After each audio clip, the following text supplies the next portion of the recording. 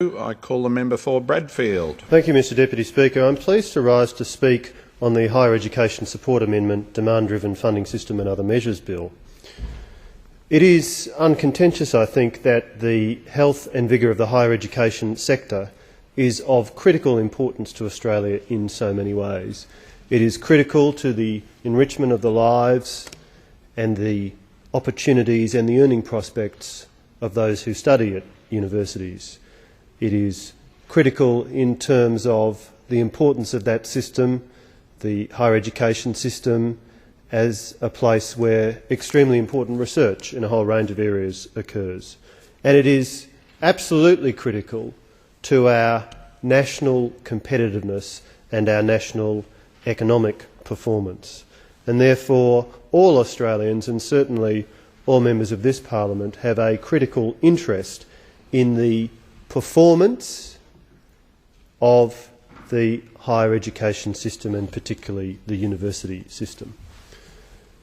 This bill, to a degree, increases the amount of flexibility available to universities and, to a degree, makes it easier for universities to respond to student demand.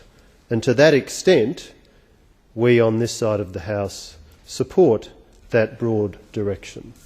But we also make the point that there is so much more that could be done in bringing flexibility to this sector, and that there would be very considerable public policy benefits from doing so.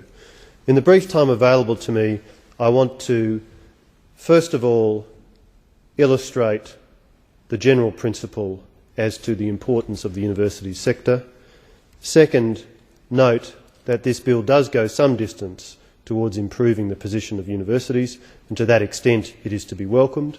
But thirdly, make the point that there is so much more that can and must be done if we are to maximise the capacity of universities to contribute to our national life, to our national economic performance and to our national competitiveness. Let me start firstly with the proposition that the university sector is of critical importance to our nation. If you look, for example, at the submission made by Universities Australia to the Bradley Inquiry, now some 3 years old, but the broad dimensions still remain valid and worth highlighting. In that submission, it's pointed out that the university sector is worth in excess of $15 billion. There's around 1 million students, around 100,000 employees, and the point is made, amongst other things, that the education sector is a very substantial generator of export earnings. Of course, it is important to our society in so many ways beyond simply the generation of export earnings. The critical importance of the university sector to national innovation and in turn therefore to national economic performance cannot be overstated. We have seen over the years some fine examples of the commercialisation of Australian innovations based upon their initial development in the research sector. All Australians, I think, look with pride at the performance of a company like Cochlear, which is a world leader in the hearing implant devices sector. In a related area, the communications sector, many mobile phones around the world embody technology which was developed, as it happens, not by universities but by the CSIRO. But I think the same general point remains, that the research activities carried out in Australia by the institutions that do that are of enormous economic importance. And it's evident that scientific and technical research is critical to the performance of so many industries that are central to the Australian economy, including agriculture, mining and manufacturing. It's also, Mr Deputy Speaker, evident that as our economy transforms, it is increasingly important that we are world competitive in the quality of our thinking, in the quality of our innovation, in the quality of our research. We must be a knowledge economy if we are to survive and prosper. We will not compete successfully on the basis of low-paid jobs, and we are competing, if we seek to do that, against many countries which have the capacity to offer employment at much lower levels than is consistent with Australian expectations. Therefore, we need to survive and prosper in the world based upon our capacity for innovation and clever thinking, and the university sector is critical and central to that. And the importance of the university sector stems through, or passes through all stages of the careers of individuals within the university system. The importance of education at the bachelor's degree level for those starting out on their careers, the importance of research work being done by postgraduate scholars, the importance of research work and teaching work, of course, being done by full-time academics. And so the role of the university sector is absolutely critical in building a highly skilled population and in underpinning an economy which embodies and prospers based upon innovation. The second point I therefore wish to make, Mr Deputy Speaker, is to acknowledge that this bill does go some distance towards improving the position of universities, which has become increasingly difficult. Universities have faced, particularly since the arrival of the Rudd-Gillard government, very significant constraints on their ability to manage their own resources and to raise their own revenue. Indeed, one of the early actions of the Rudd-Gillard government was to create even greater difficulties for universities by abolishing their right to offer undergraduate full-fee paying places. But presently, prior to this bill passing into law, it remains the case that universities are under very severe constraints in relation to the number of places that they may offer and receive funding for. In essence, the number of places that they may offer is centrally controlled.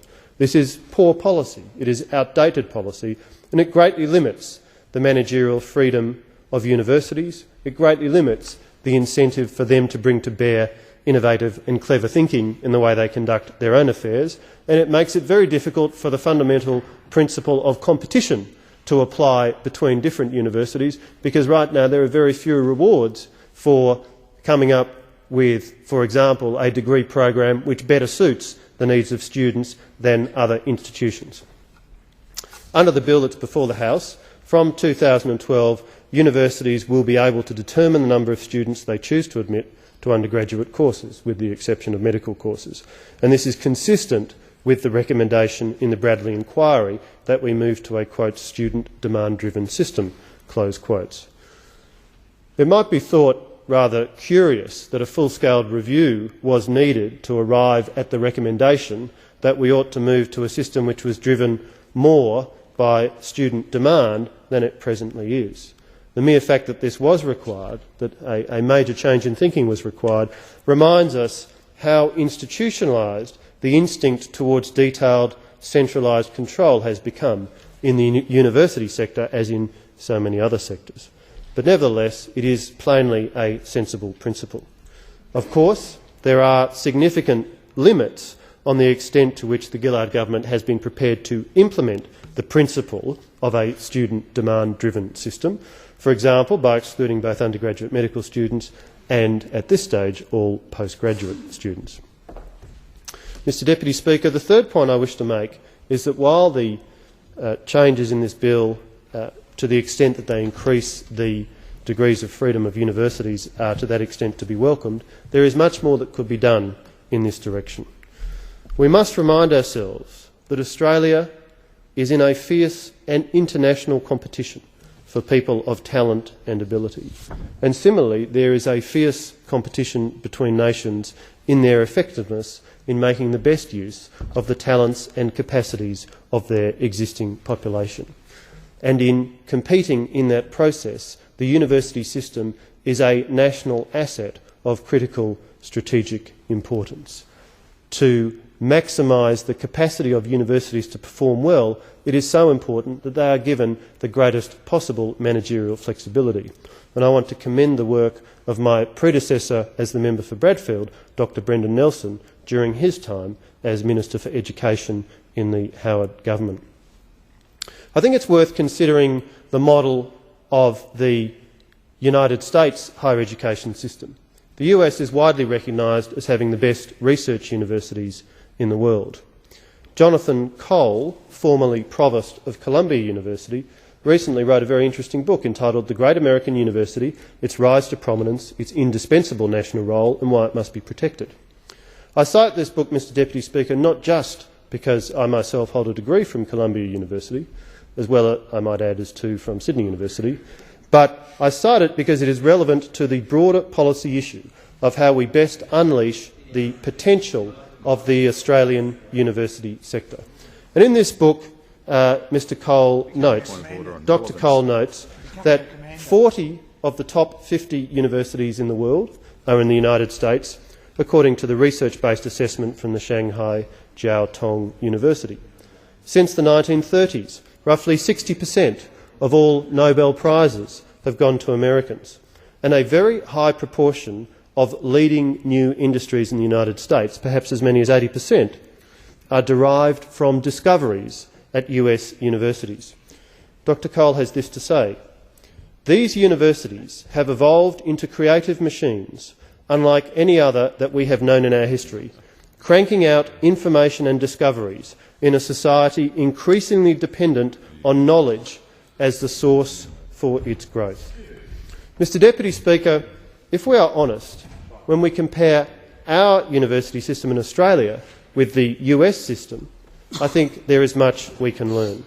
The US system is highly decentralised and competitive, whereas our system is heavily centrally controlled, notwithstanding some of the welcome changes in this bill. The United States system has multiple tiers and recognises that only a minority of universities in any system can be world-class. In Australia, following the dreadful reforms instituted by John Dawkins when he was Minister, we persist in pretending that all 39 universities are equal and all can be world-class. And our system, Mr Deputy Speaker, is too heavily dependent on government funding, and universities are not given sufficient freedom to go out and earn additional revenue. In fact, it is interesting, returning to the Universities Australia submission to the Bradley Review, to look at a chart which compares funding to universities in Australia and in the United States as a share of gross domestic product. While that chart notes that public funding in the US is greater than ours, what really stood out to me is that private funding in the US for the university system is greater than private funding in Australia for the university system by a factor of 119%. That is a very significant difference, and I'd suggest to this House that the success of the system of great research universities in the United States is at least in part a consequence of the much greater managerial flexibility afforded to those charged with the management of those institutions and their greater capacity to earn private income in addition to public funding. Mr Deputy Speaker, the reforms in the bill before the House, to the extent that they allow universities a degree of greater freedom and autonomy and capacity to plot their own course, to that extent they are welcome. I do note, though, that that extent is modest, and there is a great deal more that can be done if we are to pursue a policy framework which allows our universities to maximise their capacities to contribute to our national well-being, our national economic performance and the personal fortunes of those who are lucky enough to attend them. If we are to truly unleash the capacity of the university sector, we need to go considerably further than this bill takes the matter.